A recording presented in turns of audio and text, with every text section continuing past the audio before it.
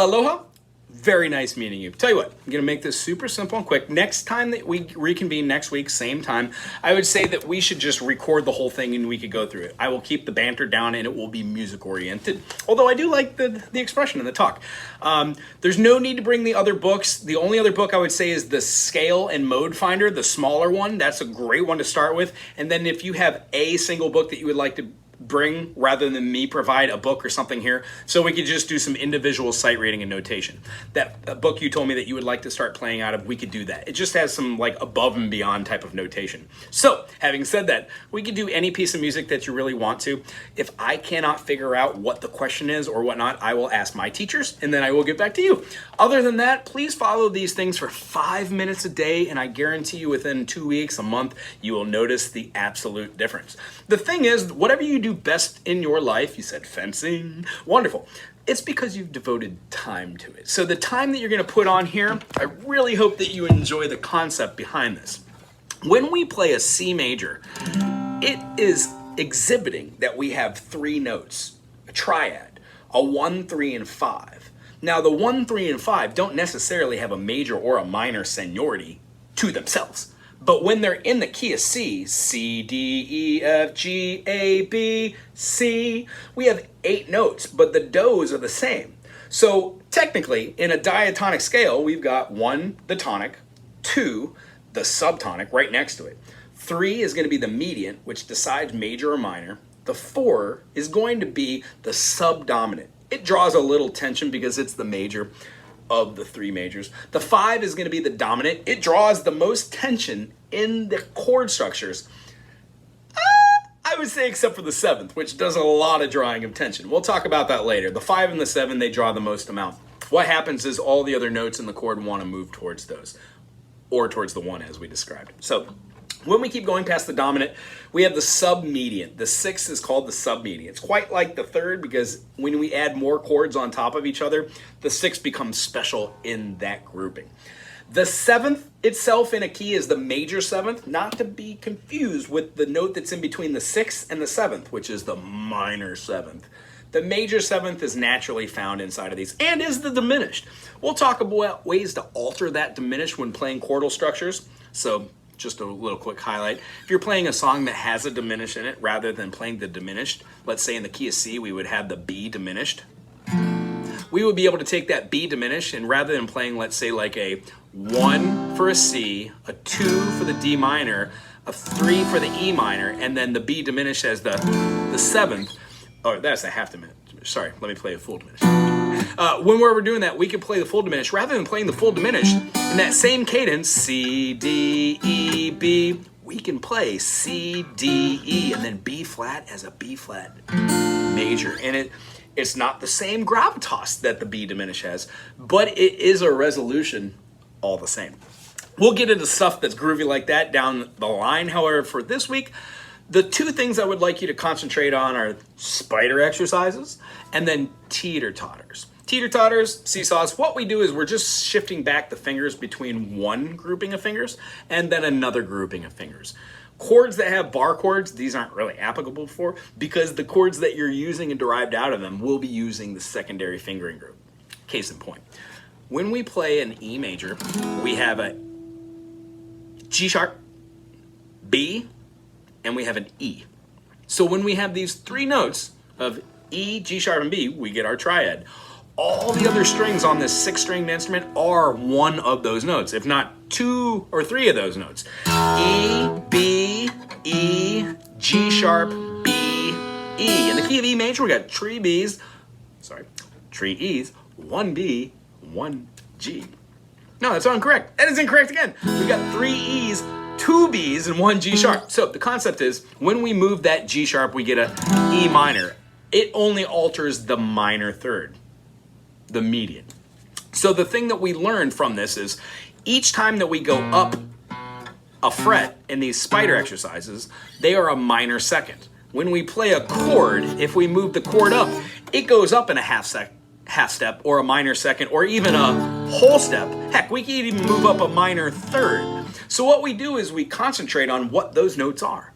If we were to play an open E and then play an F sharp at the 2nd fret, it would feel comfortable to play with the same finger we did our spider exercises with. So what I urge you to do is when you're playing your spider exercises and your teeter-totters, to be mindful of where your fingers are actually on their home base. I view the guitar as having 3 functional patterns. One is on the first 4 frets with an extension of a finger and then utilizing the open notes. When we go to the 5th fret, we would have 5, 6, 7, 8 for these 4 frets. We would go 1 finger down and then 1 finger up for little extensions here and there. And then when we go up to 9, 10, 11, 12, that's our last grouping of 4 frets. Again, we could go down to the 8 and we could go up to the 13, giving us a little bit of wiggle room. Concept behind this is when we stop viewing the guitar as being chordal, as a C is down here, and we view that C as being played as a C sharp, D, D sharp, E, so on and so forth, utilizing the same shape that we knew, we recall these notes in a different fashion. From our lens, we will be teaching all the other scales, all the other modes, all the other concepts from the basis of C major. So today we kind of talked about this. C major has 3 different patterns onto which to play the C major scale. When doing your teeter-totters, switching your fingers, it relies on rhythm.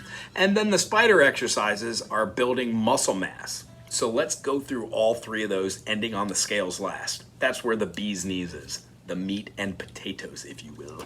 So first finger, first fret on the F note, you're gonna play a downstroke if you're using a pick. If not, you wanna use the thumb right on the itty bitty tip. And don't be fooled, you're gonna be doing down and up with your thumb. So down through the note and then up through the note. Sometimes when we do alternating picking with our thumb, we do it like that, which gives us a nice solid note. If we played an F and then we played an F sharp, we'd be doing an upstroke. We'd be playing a G with a down, and then G sharp is an upstroke.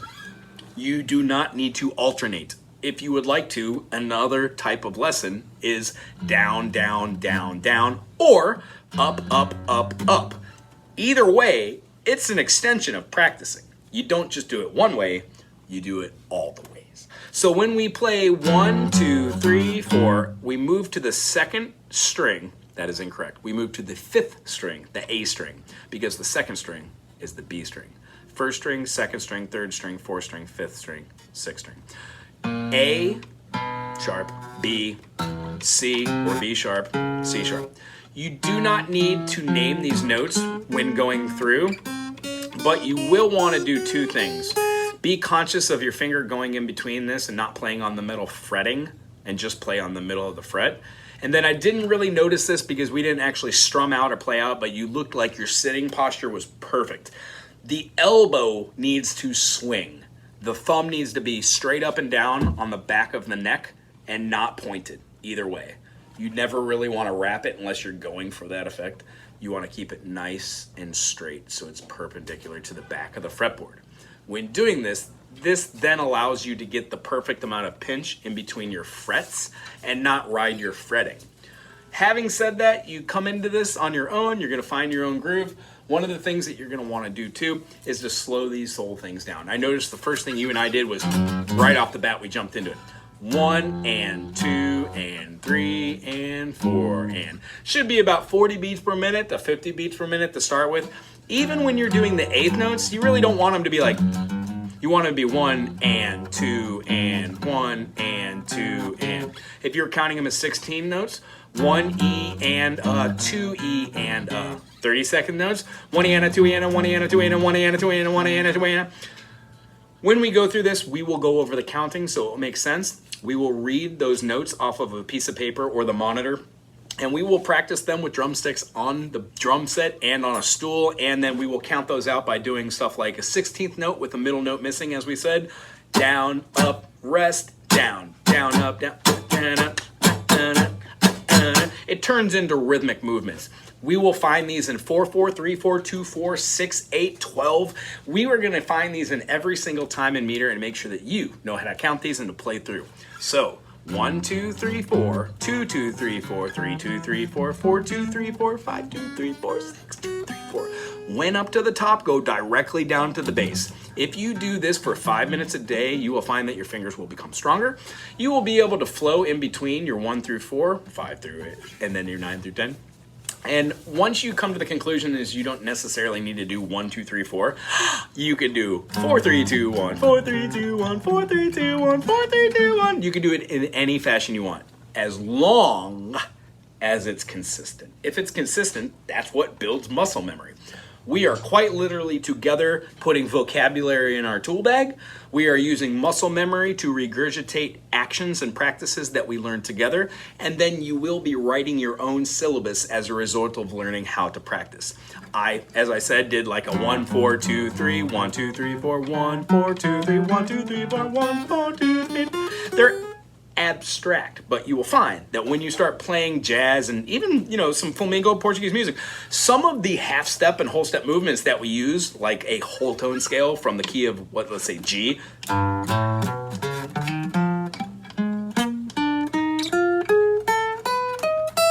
that's a half whole tone scale. We have a whole tone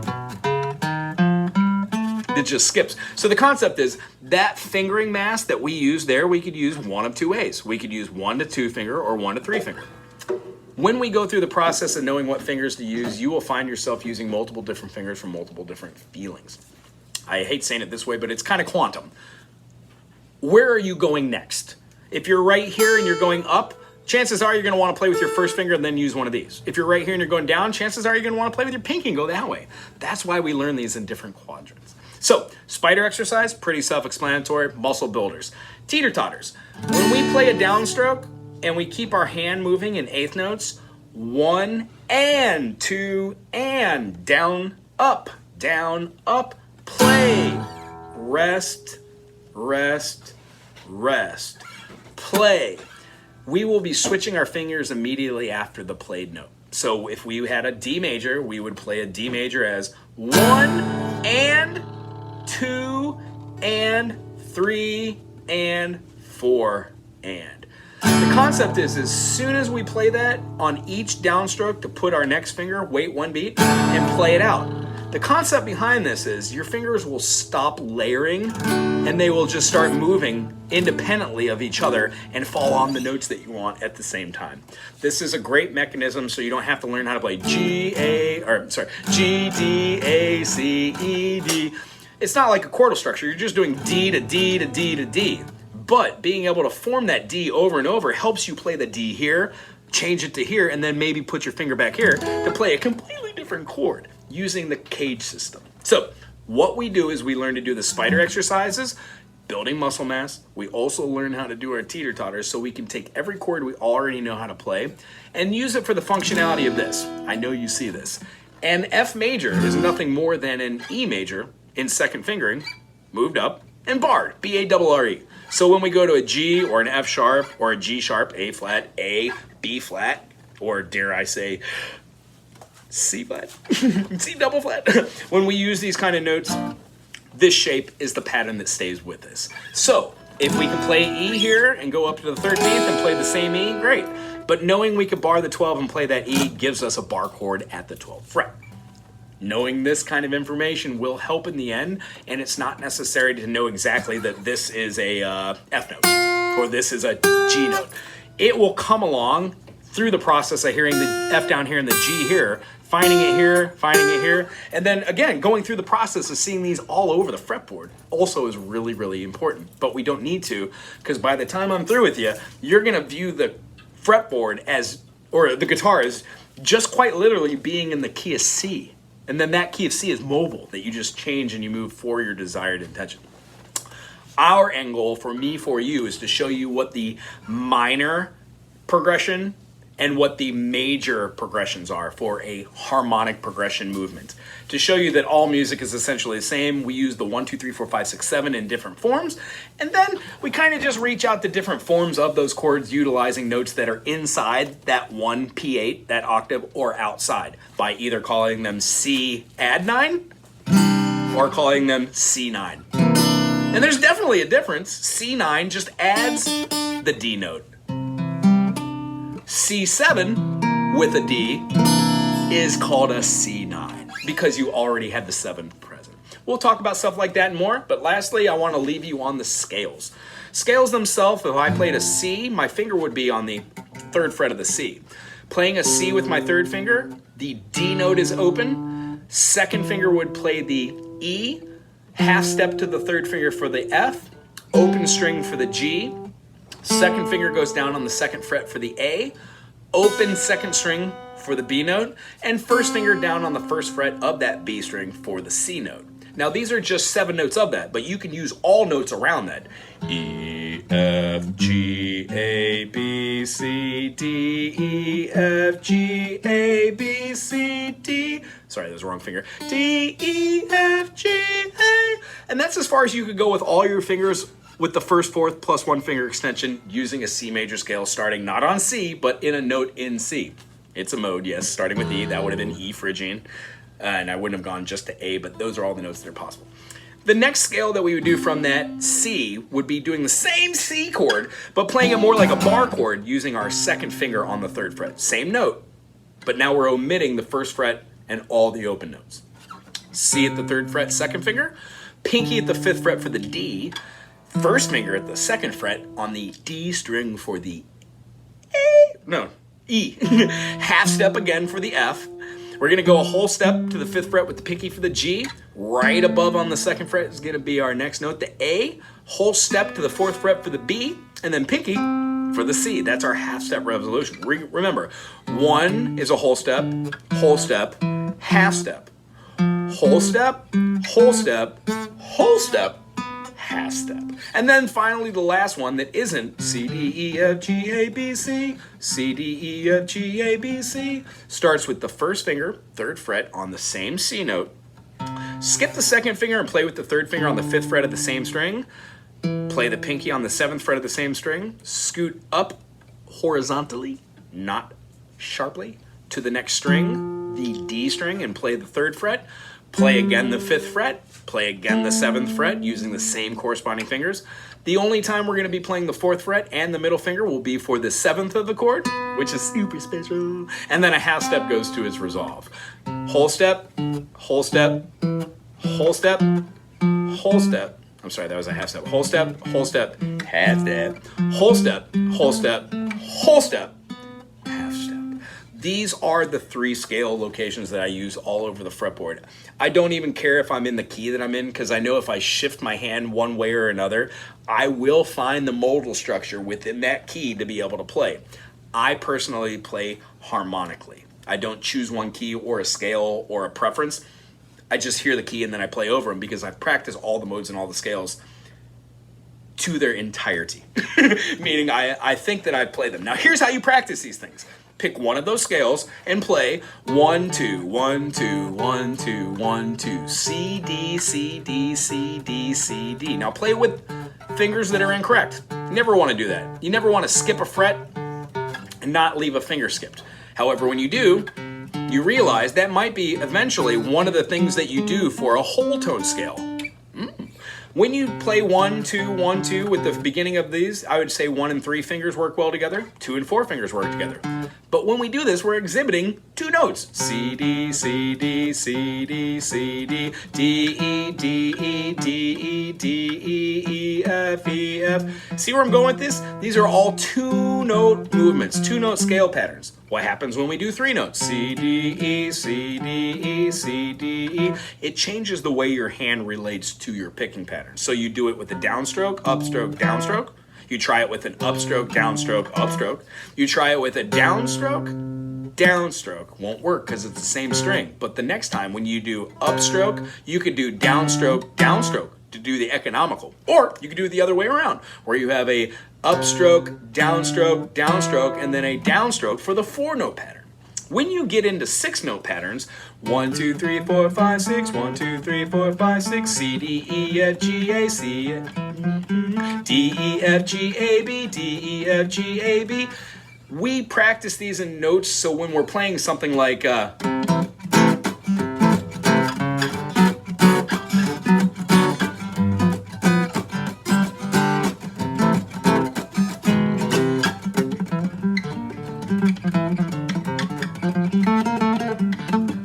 see how I'm just using the C, D, E, F, G, A sharp, shouldn't I use that? It's not in the scale, but I could have gone B. If I were to change that to the D, D, E, F, G, A, B, C, D, that would be D Dorian. E, F, G, A, B, C, D, that would be a 5-note run in E Phrygian. See where I'm going with this? Each modal structure, regardless if you know it or not, has some flair. The meat and potatoes, the takeaway, the awesomeness is between the half steps. So in the key of C, my half stops, where I'd put most of my melodic awesomeness would probably be between the 3 and the 4, and then going to another note. So if I know how to go 3, 4, 5, 6, 7, 1, and go 3, 4, 1, that becomes a really cool lick that I use all the time. So we talk about these things. Certain songs have different applications. You don't always have to stay in major when you're in a major key. You don't always have to stay in minor when you're in a minor key. We can meld these worlds together. So when doing these, practice these scale techniques and then break them down into intervals. You also do not have to go in order. 1, 2, 3, 4, 5. If you're doing 5-note patterns, you can go 1, 3, 2, 5, 4. Eventually, by doing 1, 3, 2, 5, 4, you will see that the note you use to go from this note to this note feels weird, and that you should not play this to this to this and then move your finger. So your brain sets you up to go and covers both strings at one time. When we go through these note by note, string by string, idea by idea, even though it is daunting, they all pile up, and then you have your choice of what you want to do in real time as a result of practicing patterns over and over and over again. And I hope that sounds fun. It sounds boring to most, but to me, I spent years doing this. I drove roommates and partners crazy, and I'm at the point right now where the things that I saw back when with these pentatonics are nothing more than just the exoskeleton of spider exercises. So if I'm using a song that has A minor pentatonic, and I know that my C major pentatonic also stems from that, and I could play a Ionian mode right over the top of it, I could also see how doing a Phrygian or a super Locrian,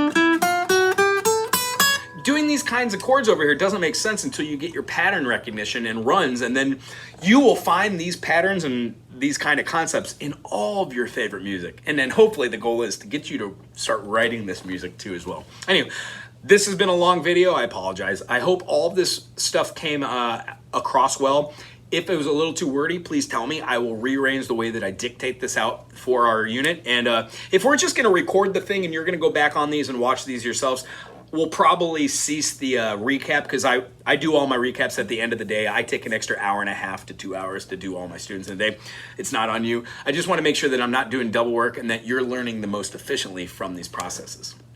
Cool, I think that covers a good amount. Other than that, we would touch back on what we did on the piano. We would talk about a major being the construction of a 1-3-5, a minor being a 1-flat-3-5, a diminished being a 1-flat-3-flat-5, and then an augmented being a 1-3 and then a sharp 5. There is a half diminish, but that involves the 7th of the chord, and we're not going to get into 7ths now. We'll reserve 7ths later for when you and I are talking about major harmonic progressions and how to view chords in a multitude of different ways.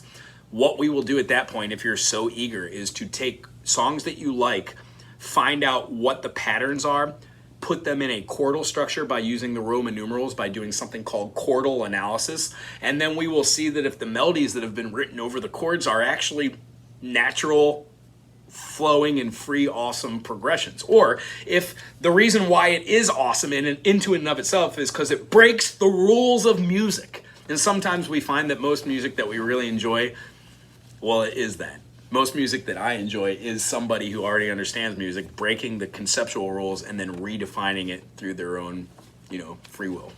Okay, I'm gonna stop talking. It was very nice meeting you. I'm very much looking forward to next week. Aloha.